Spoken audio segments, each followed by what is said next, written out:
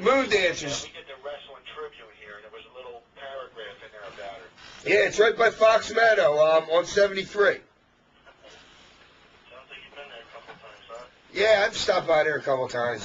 So when are those cuts in your forehead going to heal? And wait, if you buy this tape, you can look on the tape and look at my head. They're never going to heal because if they might just barely get close to healing because my wife, when I go to sleep, she rubs this vitamin E shit on there. And but by the next weekend, I'll make new ones, you know. So I live with them. Do you miss women's big butt? Well, it wasn't that big when she was with me. I know it wasn't. Jeez, what happened? Well, I don't know. Her shit's big, ain't it? It's amazing. Sandman. Yeah, that's right, Nancy. I said it about you. You've gained weight. What? What's the age bracket of Beulah and Francine? I don't know how old either one of them are. I know Kimona's only like 21. Kimona went to my high school, but she graduated at like 89 or something. So she's not that old. I don't know how old the other two are. All right, guys, we're going to take another call. Thanks for calling. Later. Here's another one.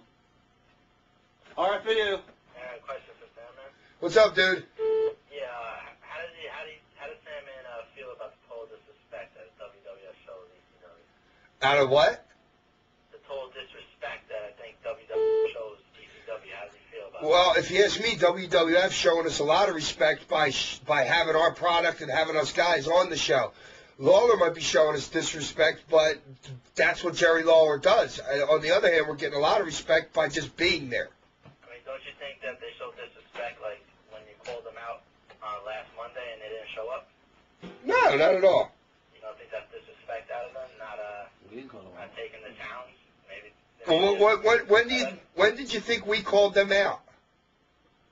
Last Monday when Jerry Lawler said for his buddies to come out. Ah, well, Lawler ain't got no buddies apparently, or nobody that wanted to be man enough to come down that aisle and face me. Guess you're right. I stood right at the bottom of the aisle in case anybody did come out. Yeah. I just saw it as a disrespect that maybe they thought their wrestlers were too good for you guys. I never saw that spin on Lawler it. called him. We didn't call him out. Yeah, Lawler called him out, not us.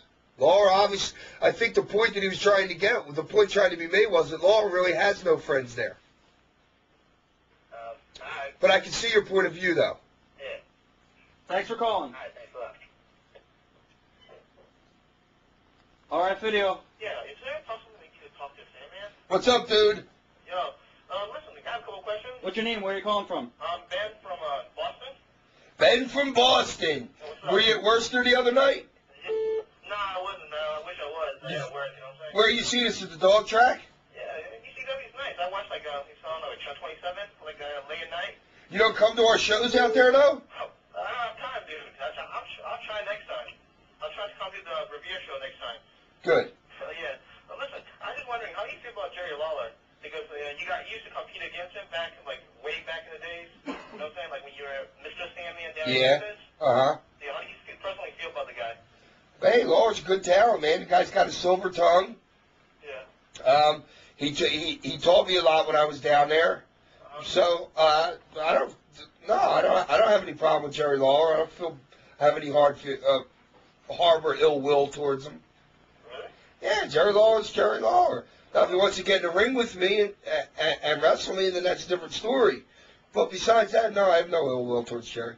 Oh, really? And what's going to be your role, like, becoming barely legal? I have no. What do you mean? Who I'm wrestling?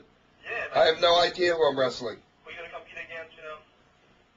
Huh? Who are you going to compete against coming barely legal? The pay-per-view? Yes. Do you know who you're going to compete against yet? No.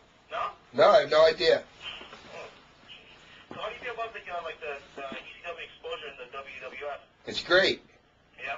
Yeah, man. 2 million people watching us the other night. Really? I missed it. I was like going to places. No, man. You know, I mean, I've watched you guys since like '94, and you're great and stuff. I mean, the whole angle with you and your kid Tyler. Yeah. The whole thing was great, man. It was like, it looked so real, and I was like, wow. That's, you're the man. it was real. That's why. Really? Yes. Wow. Sheesh. All right, thanks for calling. All right, man. Okay. Bye. Bye. It looks so real. What's up, dude? Hey, pal, how you doing? What's going on? What's going on? Yeah, it was great when you stuck up for Paula the other night over the Raw. What do you mean I stuck up for him? You jumped right in and you were ready to cane Oh, yeah. Maybe not so much I wasn't sticking up for Paul. Maybe I was sticking up for Team ECW. I'm sticking up for what you believe in. Absolutely. For what down there every time you guys are in. I've been up to Reading. I follow you everywhere. You've been to Reading, huh? That little place. Where do you live? I live in the Northeast. Oh, you got to come see us. We're gonna run a show in that Bronco Billy Bob's. Bronco Bills. Up on Broad Street or Bronco Bills. So come see us when we go there. When's that? I don't know. It's probably gonna be on a Thursday or a Sunday within the next maybe month or two. You know what? It wouldn't matter if it was a Monday through a Sunday. I'm there no matter what. Lovely. Rain or snow or shine. You know what I mean. Yeah, just like that mailman thing. That's right. All right. Thanks for calling. Everybody wants to know where you got your name, Sandman. That's a funny story, actually. I started with, I told you the story before about Tri-State Wrestling Alliance and Joel Goodhart. When I first went down there, Joel was giving guys names, like J.T. Smith ended up with pretty much his real name. There's other guys like C.N. Red, Jimmy Giannetti and stuff like that. So he's thinking a name for him, and he's driving down the street in Northeast Philadelphia, and he looks at a billboard. It's Mr. Sandman Box Springer Mattresses. And then he got this big bulb light went off over his head. He goes, I'm going to call this guy Mr. Sandman. So my name came off of a billboard, actually. The company's defunct now because they didn't use me for promo spots. How do you feel about newsletters? Dave Meltzer's Wrestling Observer, The Torch, published by Wade Keller, and then Dave Shearer's newsletter. Newsletters are good for the business and bad for the business at a point.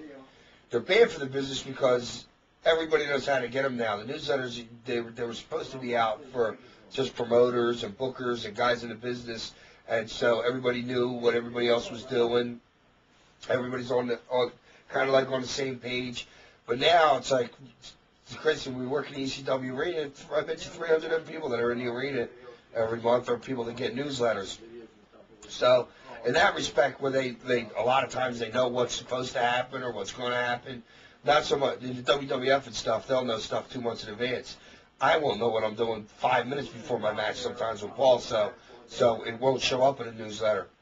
So I think the more fans that get it, the more that it's not good for our business. As for what each guy says, like Meltzer, who's the other guy? Wade Keller? Meltzer, Keller, a lot of people are like, can you believe he said this? Can you believe he said this? Who the hell am I to tell that guy or be mad at what he says about it? The guy's got his opinion. Everybody has their own opinion, and that's why it's the United States of America. You're allowed to voice that opinion, whether you want to speak it in front of a camera or you want to write it down. Freedom of speech and freedom of press. I mean, that's what makes the United States so great. So those guys can say whatever the hell they want. I don't take it to heart like a lot of guys in our business do. I read all of the newsletters, and the one I like the most is Dave Shearer's. Probably because he covers more ECW than the other guys. But the whole Dave Meltzer, I've read stuff that Meltzer has written, and who's the other guy? Wade Keller. Wade Keller. I've read stuff about matches and those guys will make opinions sometimes on things that they have no clue about. They're just guessing. They say shit that's off the wall. That's the stuff I get pissed about. Their opinion's fine. The newsletter I like the most is Dave Shearer's, probably because he covers more ECW, and he really has a pulse on what goes on here. So what he says, you can usually pretty much take to the bank. Have you ever been offended by any wrestling angles that you've actually seen done by ECW, or no? No, the cross angle, apparently some people got offended with that. I built the damn cross. I made it that way. I wanted to do it, and I didn't have a problem with it. But then again, I'm an atheist. I don't believe in it. I don't believe in God. So I don't believe that there's any life after death. I don't believe in anything. You die, you get burned up at 2,000 degrees, and you go into a little urn, and the pallbearer will carry you around, or you end up in the ground and you rot.